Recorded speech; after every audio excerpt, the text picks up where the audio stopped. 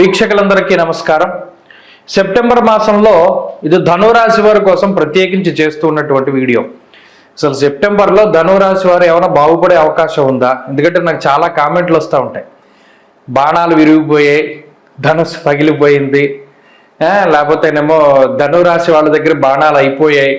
ఇలా చాలా అసలు అది ఎంత క్రియేటివ్గా పెడతారంటే కామెంట్లు చూడగానే అసలు ఎవరికైనా ఉన్న కష్టం బాధ మర్చిపోయి అది నవ్వొస్తూ ఉంటుంది.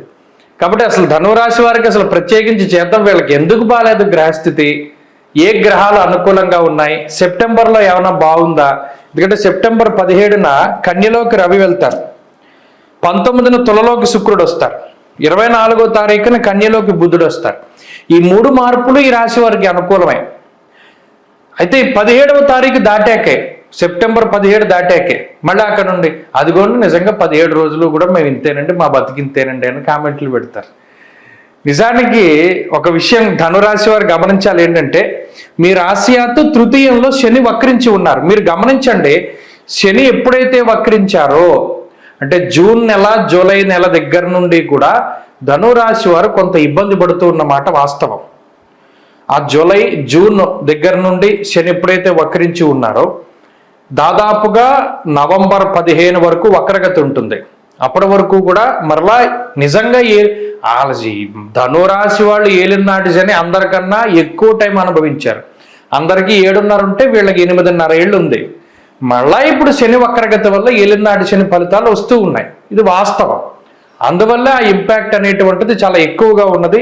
అయితే ఇక్కడ ప్రధానంగా చతుర్థ స్థానంలో రాహువు, తృతీయంలో వక్రించిన శని, 6వ స్థానంలో గురుడు, 7వ స్థానంలో కుజుడు, 8లో మొన్నటి వరకు గ్రహాలు ఉండేవి, ఇప్పుడు ఏమీ లేవు. 9వ స్థానంలో రవి, 10వ స్థానంలో శుక్రకేతువులు. మీరు గమనించండి, ఇందులో ఏదైనా ఒక అనుకూలించే గ్రహం ఉందా? మాకేం తెలుసండి అంటారు. ఏవి లేవు నిజానికి.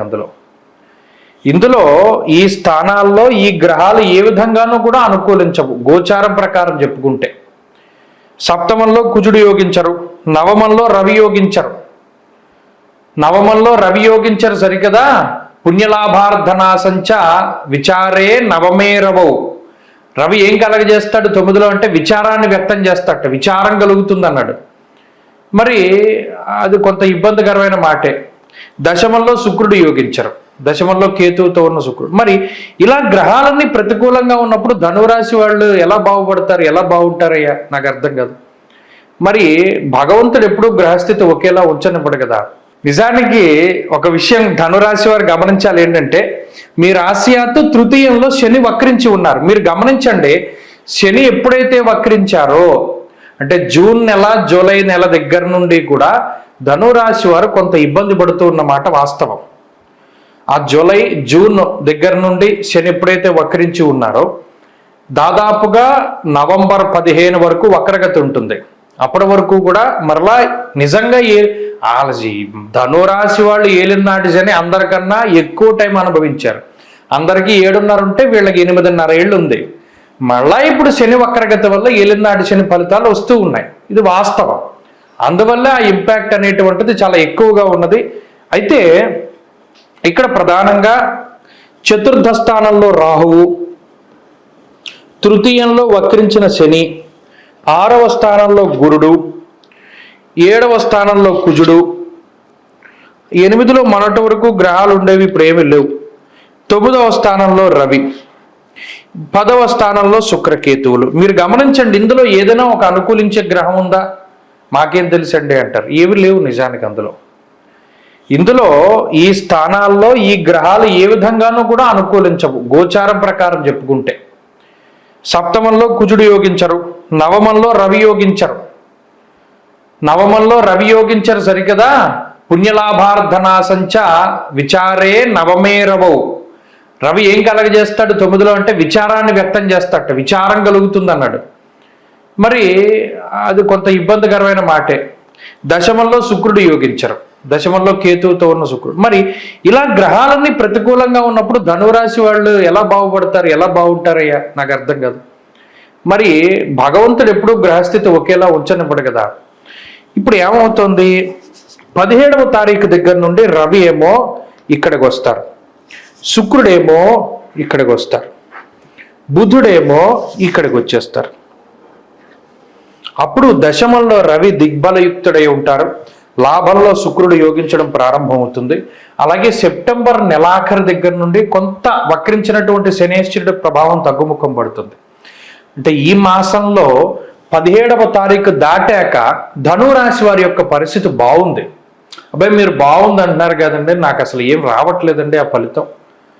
ఎంత బాగుందన్న ఫలితాలు రావట్లేదండి అంటే అక్కడ గోచారమే ఇది కేవలం 30%, గోచారం 30%, జాతకం 70%. మరి గోచారం ఎందుకండి? ఇప్పుడు వాళ్ళకి బిట్ పేపర్ విలువ తెలియదు, కానీ గతంలో బిట్ పేపర్ అని ఉండేది 30 మార్కులకి, 70 మార్కులకి main question paper, 30 bit paper. ఒరిజినల్గా మెయిన్ క్వశ్చన్ పేపర్ ఎవడికి రాకపోయినా బిట్ పేపర్ 30కి 30 తెచ్చుకుంటే వాడు పాస్ అయిపోతాడు.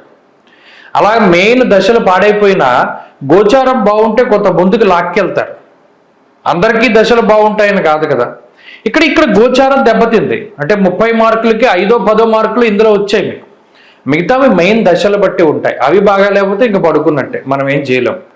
కాబట్టి ఈ విషయాన్ని ధనురాశి వారు గుర్తుపెట్టుకోవాలి. మరి ఈ రకమైనటువంటి గ్రహాలు ప్రతికూలంగా ఉన్నప్పుడు అరటిపండు తిన్నా పన్ను ఇరుగుతుంది.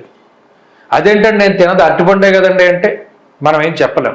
ఎందుకు ఇంత విపులంగా అంటే చాలా ఫ్రెండ్లీగా మనం ఎందుకు మాట్లాడవలసి వస్తుందంటే వాళ్ళు పెట్టే కామెంట్లు నాకు చాలా, నేను ఇప్పుడు తలుచుకున్నా నాకు నవ్వు వస్తుంది. కాబట్టి ఇందులో పక్కవాడి బాధను చూసి నవ్వవలసినటువంటి పరిస్థితులు లేవు. అంటే ఇక్కడ వాళ్ళు కష్టాన్నైనా సరే చాలా చాలా తేలిగ్గా తీసుకుంటున్నారు.